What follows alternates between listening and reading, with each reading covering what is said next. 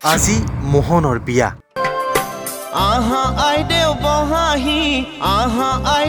উদুলি মুদুলি নগাঁও তেলীয়া পহুকতা।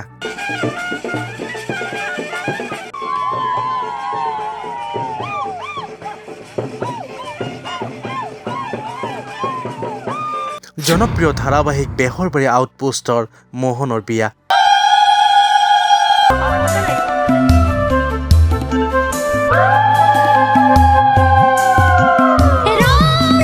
অসমীয়া ধাৰাবাহিকৰ যোগেদি দৰ্শকৰ পৰা বিপুল সঁহাৰি লাভ কৰা মোহন অৰ্থাৎ দীপজ্যোতি কেওটৰ আজি বিয়া।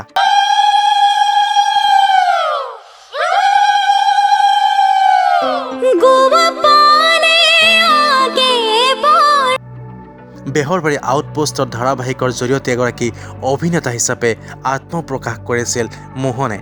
খুব কম দিনৰ ভিতৰতে নিজ অভিনয় প্ৰতিভাৰে দৰ্শকৰ মন জয় কৰিবলৈ সক্ষম হৈছিল মোহনে। আৰু আজি অসমৰ এই জনপ্ৰিয় ধাৰাবাহিক বেহৰবাৰী আউটপোষ্টৰ জনপ্ৰিয় অভিনেতা আপোনাৰ মৰমৰ মোহনৰ বিয়া।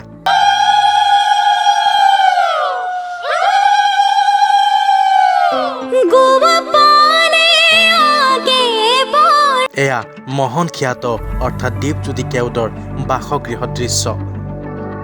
নগাঁও ডিফুলস্থিত বিদিশা ভূঞাৰ লগত বিবাহপাশত আবদ্ধ হ'ব দীপজ্যোতি কেওট।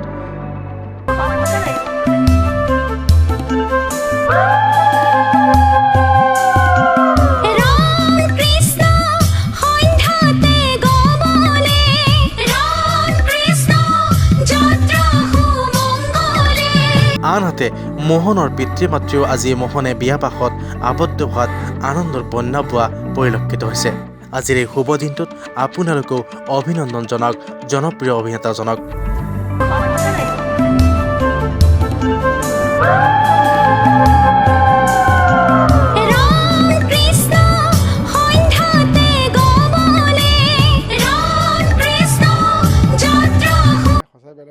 অনুভৱ এইটো আচলতে অনুভৱ বুজাব নোৱাৰি। এটা নতুন জীৱনৰ আৰম্ভণি আৰু আপোনালোকক বহুত বহুত ধন্যবাদ। আপোনালোকে আহিছে বিয়া খাবৰ কাৰণে, তাৰ মাজতে প্ৰচাৰো কৰিছে।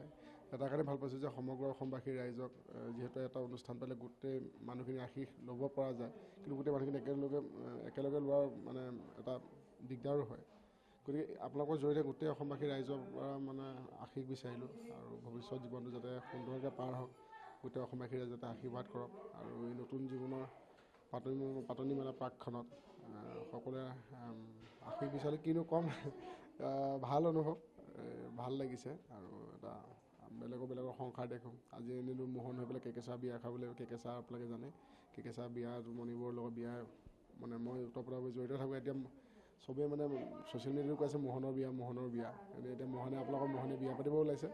নাজানো এলকেলৰ ল'ৰাটোৱে পিছৰ জীৱনটো কিমান সুচাৰুৰূপে পালন কৰিব পাৰোঁ। তথাপি ঈশ্বৰৰ ইচ্ছা, ঈশ্বৰৰ ওপৰতে সকলো অৰ্পণ কৰিছোঁ, ৰাইজৰ আশীষ বিচাৰিছোঁ। কইনা ডিফলুৰ ওচৰ নগাঁৱৰে কইনা বিদিশা ভূঞা। প্ৰেম নহয়, মোৰ ঘৰৰ পৰা চাইছে। আমাৰ বিবাহত বেছি দিনো লগা নাই, 2 মাহত বিয়াখন সঁচাকৈ ঠিক হৈ গৈছে। 2 মাহত বিয়াখন ঠিক হৈছে আৰু ঘপককৈ মোৰ ককাইদেউ সাগৰ তামুলী তেখেতে ছোৱালী মানে দেখি পেলাই মোক খবৰ দিলে। তাৰপিছত মই একেবাৰে যাওঁতে বেলেগকৈ চোৱা নাই, দেউতা মাক লগত লৈ গৈছোঁ, পৰিয়ালৰ মানুহ লগত লৈ গৈ ছোৱালী চাইছোঁগৈ। ছোৱালী ভাল লাগিল, তেখেতসকলকো মাতি আহিলোঁ। মাতি আহি পূৰা চিনেমা কাৰবাৰ আৰু পাছদিনাখন বিয়া ঠিকেই হৈ গ'ল।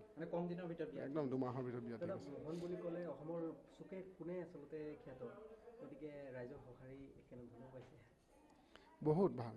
মানে আমি যে অভিনেতা, এইটো আমি ৰাইজৰ মাজতে জন্ম, ৰাইজে ভাল পাইছে কাৰণে আচলতে মোহন বা ৰাইজে ভাল পাইছে কাৰণে বেহৰবাৰী আউটপোষ্ট। আৰু সেই ৰাইজে ৰজা আৰু এজন অভিনেতাৰ কাৰণে। যেনেকৈ অভিভাৱক মোৰ দেউতা মাৰ অভিভাৱক, তেনেকৈ অভিনয়ৰ ক্ষেত্ৰত ৰাইজে আমাৰ অভিভাৱক। সমূহ অসমবাসী ৰাইজে পুনৰবাৰ বহুত ধন্যবাদ জ্ঞাপন কৰিছোঁ। তেনেকৈ যুগ্ম জীৱনৰতো আপোনালোকে আশীৰ্বাদ প্ৰদান কৰক আৰু বেহৰবাৰী আউটপোষ্ট চাই থাকক, এনেকৈ মৰম দি থাকক। আৰু এটা কথা ক'ব লাগিব।